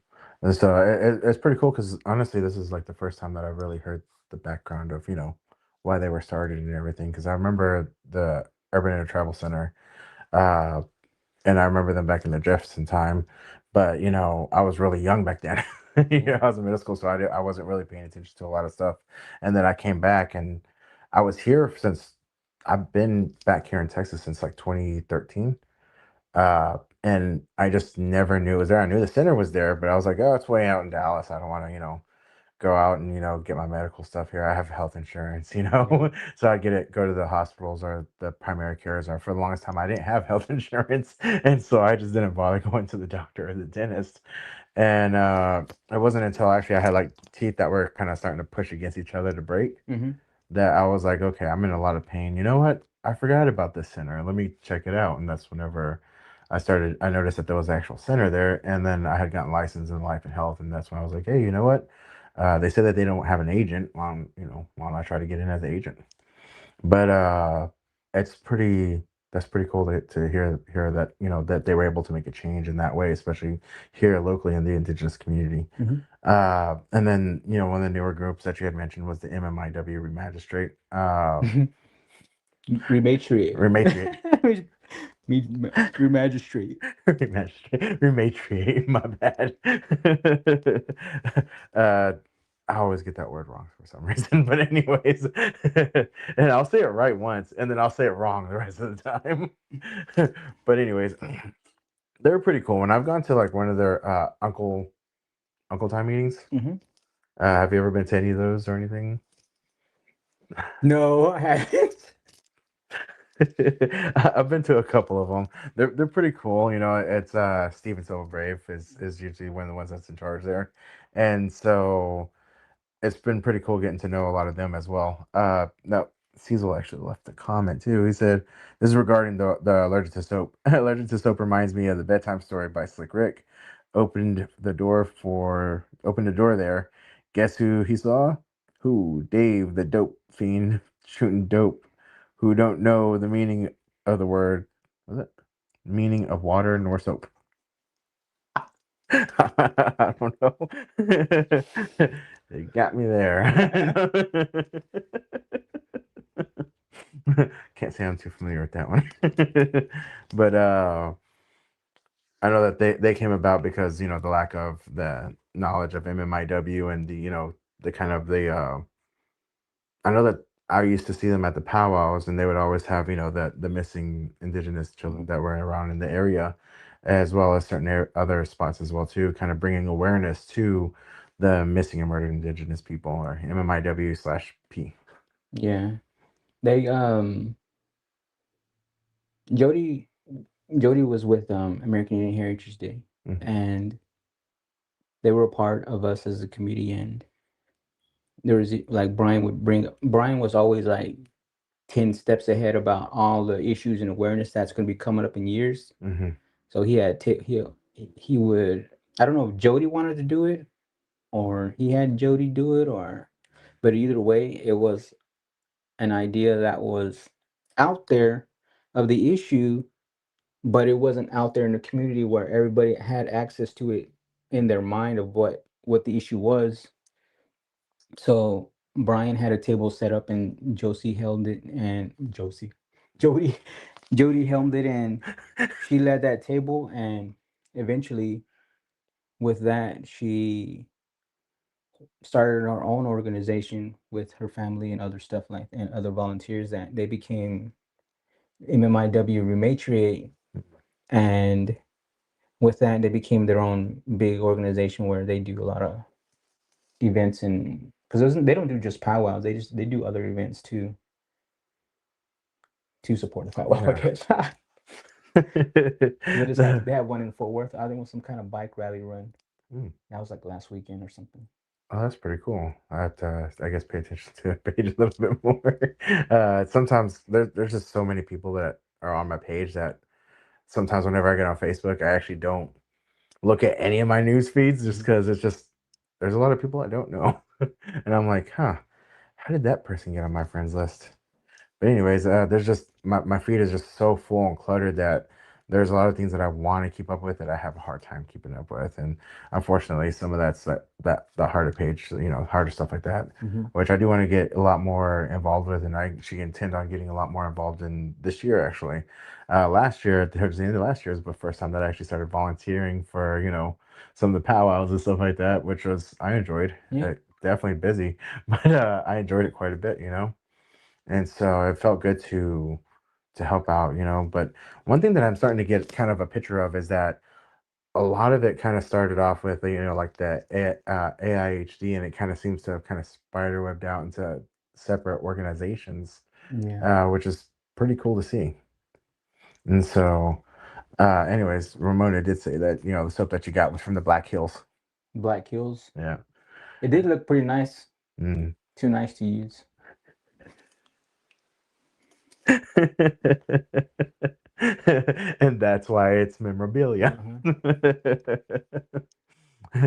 And so, but anyways, like I said, it's pretty cool to see that it kind of that they've inspired so much. Because even whenever I went to the, because unfortunately, rest in peace, Peggy passed away this past year, and that's actually where this came from. Was actually her funeral service, Oh yeah. and they had it on there. So I wore it on my coat for the longest time, but I don't always wear my coat during the show. So I put it right here. Corporate. It was part of my setup here. That's pretty cool. And so, and it was impressive to see everything that she's accomplished. And it's like, Yeah. dang. I was like, that was like the best funeral I ever been to. Hmm. Because the people who spoke, the people who worked with her, people busting out songs every 5 minutes or 10 minutes. It was like I don't know, it was like 3 hours, right? Worth of Yeah. top speakers and songs by different people, different tribes, and people who knew Peggy and worked with her and stuff like that. And I was just like, that's what I want. That's what I want my funeral to be like. Hmm. And everybody was completely genuine. Sometimes you got people that have to make up stuff to sound Yeah. nice about somebody, but everything about her was genuine. And her funeral and everybody who got up and spoke, she had touched so many lives, not just in Texas alone, but across, the states. And so it was very inspiring, and it was great to see that she was able to accomplish so much. And it was just like, dang, because I remember looking it over, and it was like page followed by the whole back page in like 3 lines, and I'm like, man, that is just impressive. That's something to kind of strive Yeah. for. That's a real accomplishment whenever you've been able to touch and inspire so many different lives and so many different communities to draw a little bit closer in. And so that's something to definitely strive for. Yeah. Now, uh, because now you not too long ago you actually joined the KNON group, right? The Indigenous show. Yeah. And so, how did that come about? I know that you're one of you speak on there as well as you do a little bit more technical work as well there as well too, correct?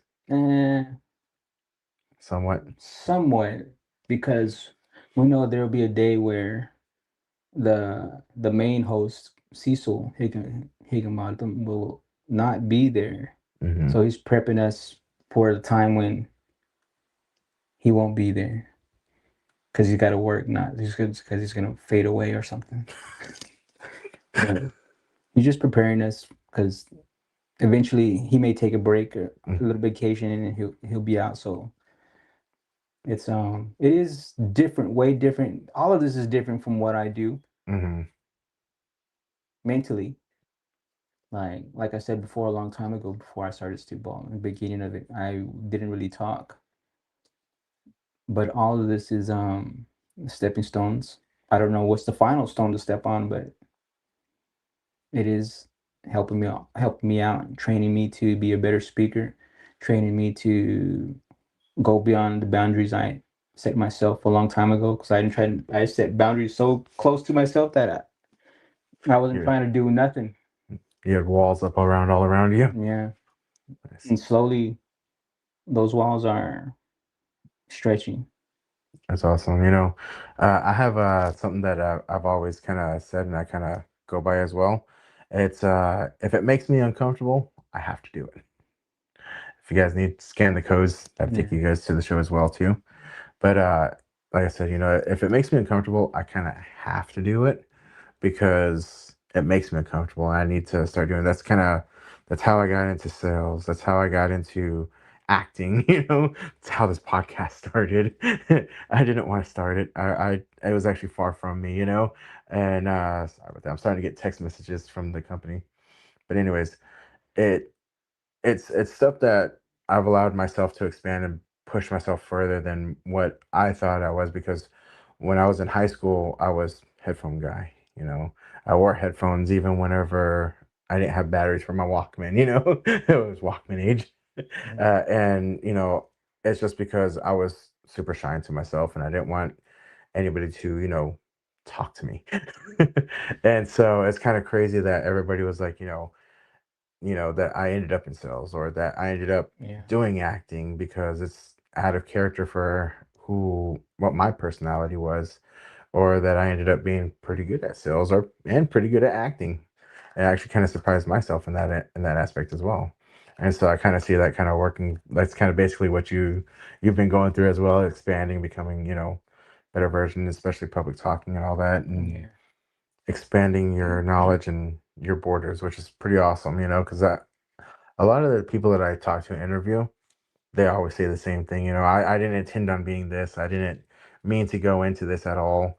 It just kind of happened, or I fell into it, and yet it seems to be something that they're actually extremely good at. Because little do we know, life has basically prepared us for this. Yeah. And so it's pretty cool to see. It's like I said, it's a recurring theme that's on the show. So. Yeah. It's like my persona now is what I was at home a long time ago. But I guess like times get rough and you don't really have, I guess, like community or something to rely on, that you just fade away to the music, like you said. Mhm. That's what I was, and just listening to music and going to work. But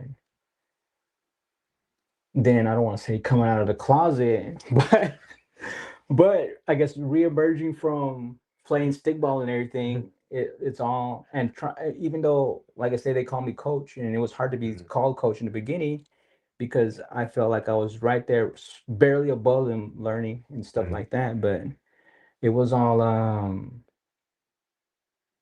I don't want to say like the reemergences, that all of that helped focus on slowly, just like I stepped up my skill level, I had to step up my personal level to teach and speak. And even then I still have trouble now, but it's all I'm trying very hard to not just sit back and say nothing, Mhm. that try to communicate more or try to be more exposed more, because I don't want to say more people who are exposed more with their persona and attitude are jovial, but that's what I was back in the day. Mhm. And it's always good time to laugh, because that's good medicine when we laugh together and stuff like that. And if I just sat around in the shadows, that it wouldn't be as, it'd be fun for me because I'll be like, yeah, this is some good music. But then overall, like, oh, I could have done this at home instead of going with people. But now if you can actually communicate or be a part, it would be more entertaining, I guess. Nice. Cecil wrote us a book.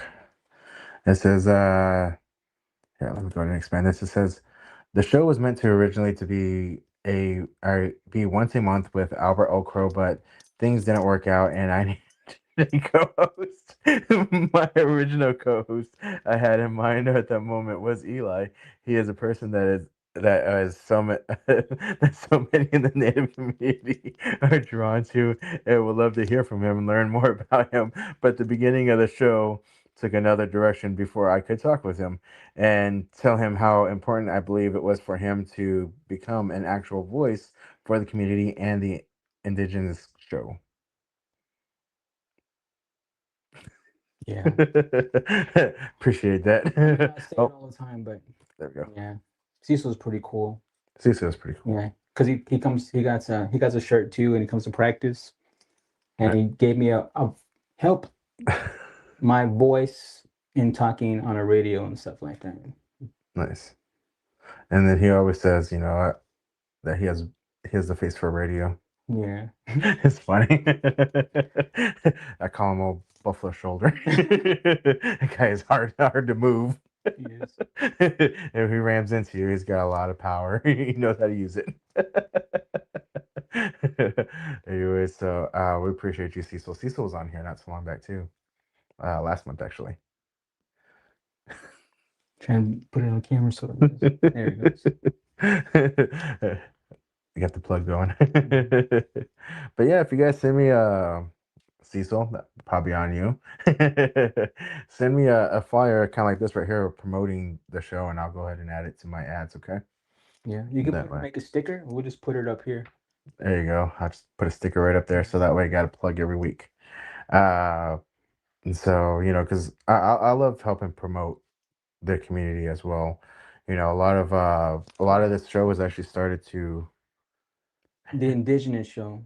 Win Now. We are a online podcast, and through that you can find us. But it's also volunteer because Win is a community-owned radio for the Dallas-Fort Worth area, and this is the second native programming, and it's just a podcast where Cheyenne, me, and Cecil, we all get together, talk about small issues and stories about the cryptids, and we have a special guest sometimes, but it's all just taking our free time and just to add a little spice to life, I guess. The Indigenous Show. Can't win now. Forward Dallas Fort Worth. Their phone numbers are 469 something something something something something something. That's great. Refer to the card.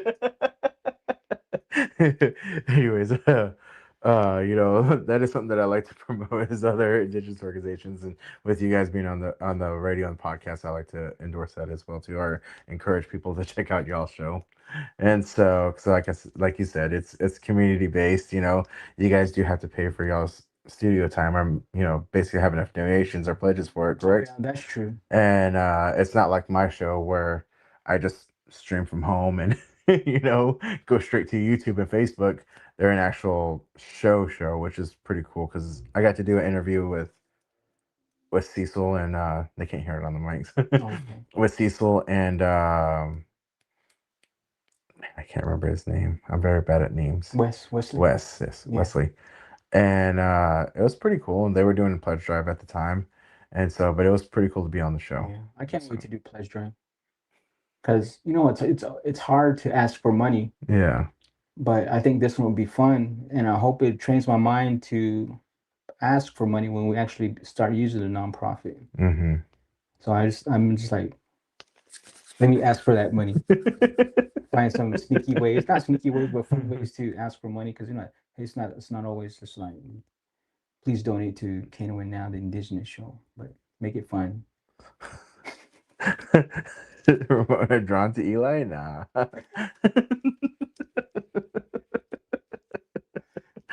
What's wrong with Eli?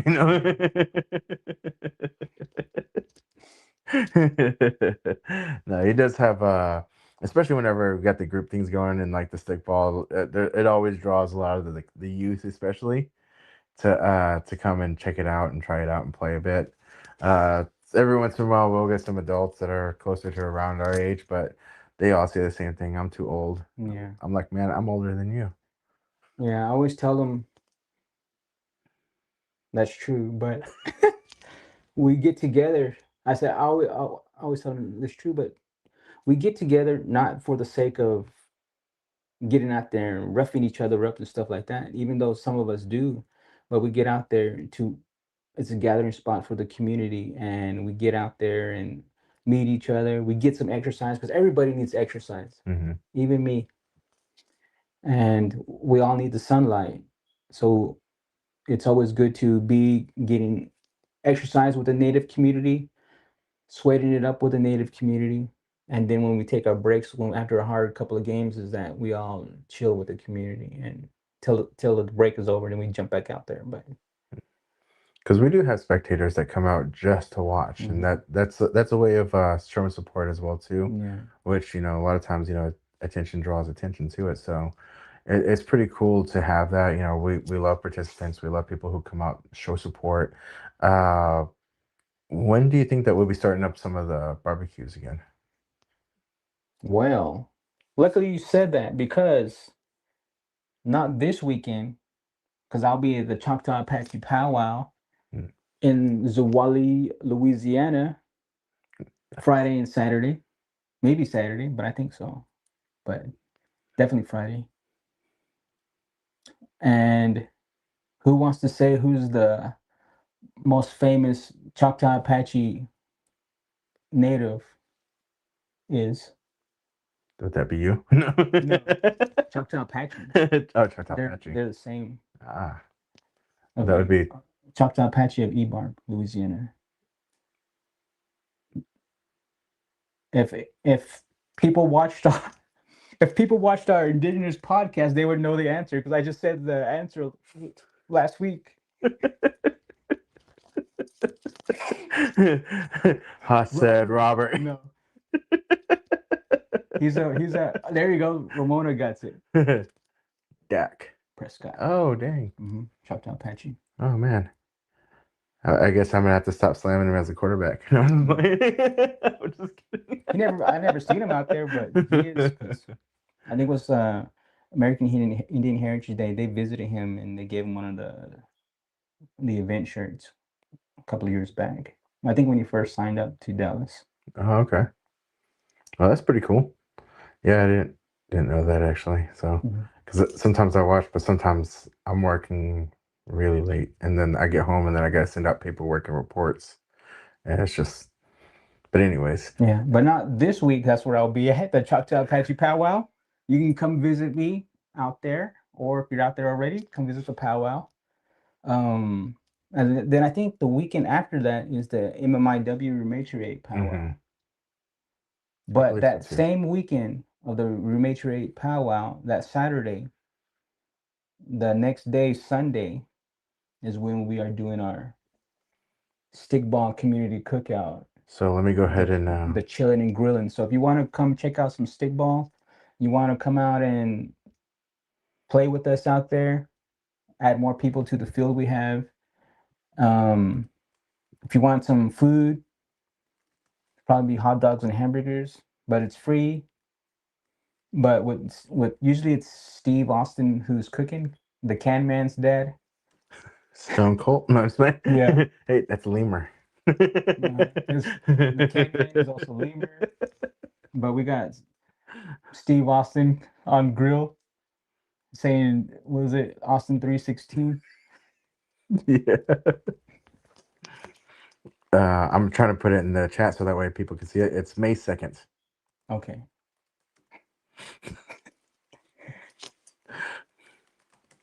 And demonstration.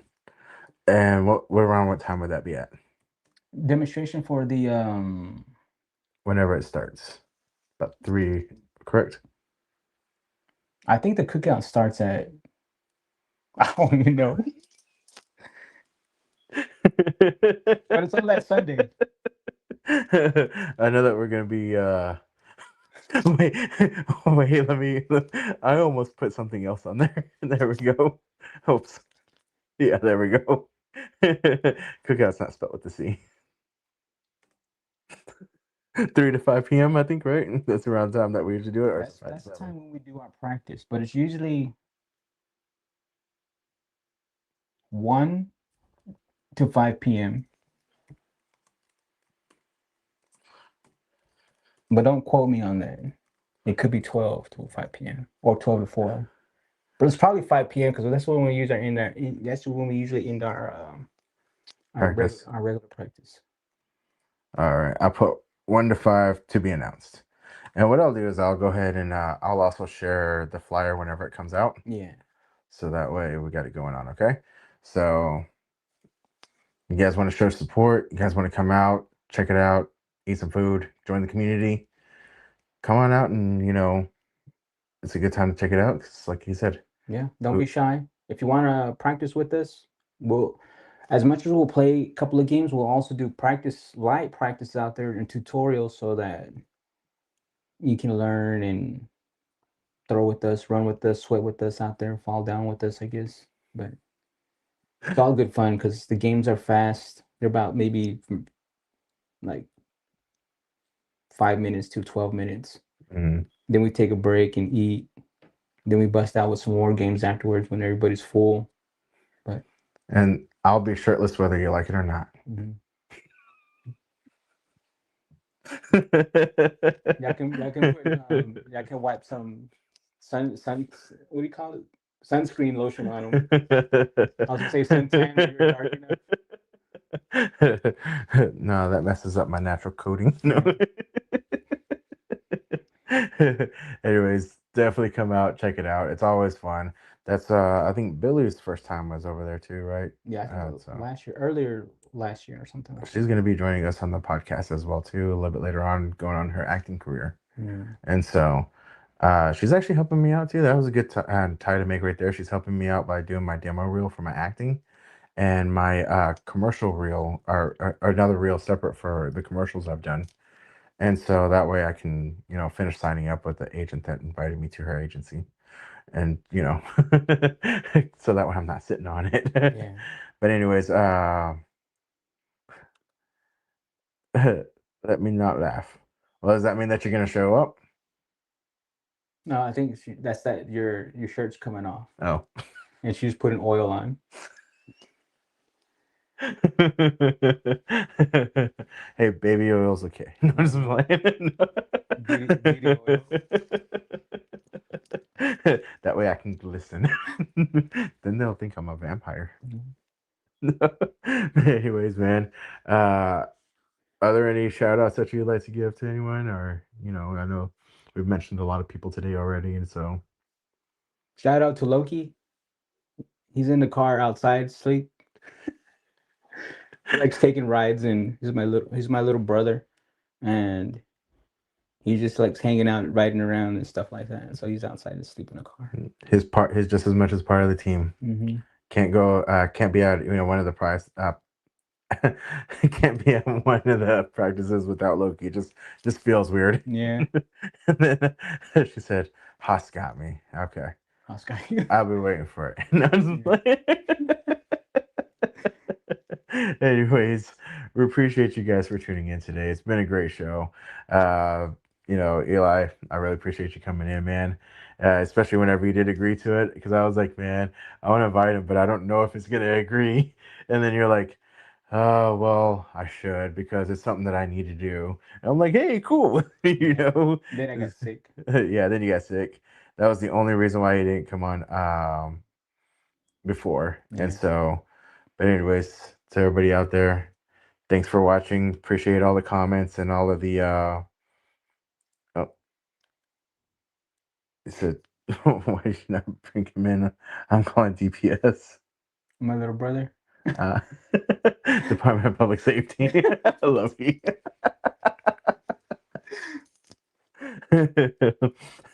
Anyways, to everybody watching, appreciate every one of you guys. Y'all help out with the show and making it, expanding a little bit more. Don't forget to tune in to on Thursday night.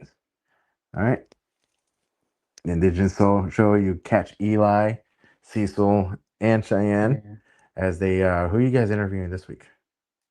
A dude called Fossil, because he's the old guy. Ah, okay. Well, as they interview Fossil, 8 to 10 p.m. KNON. Don't forget to pledge, as they are public radio and they do need the support of the community. I also need the support of the community, so I appreciate all of you guys as well too. And from us here today, myself, Eli, and say take care. Get the matzin. Till we meet again. I forgot to say that's my end credit show. Okay.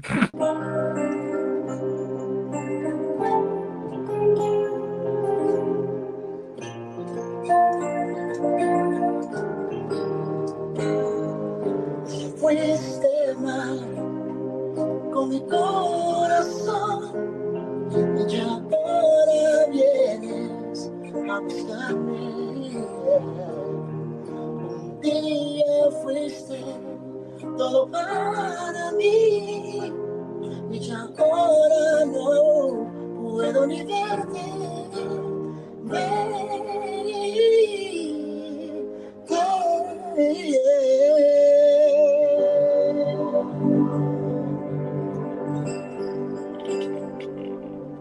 Yeah, something like that. Thank y'all, man.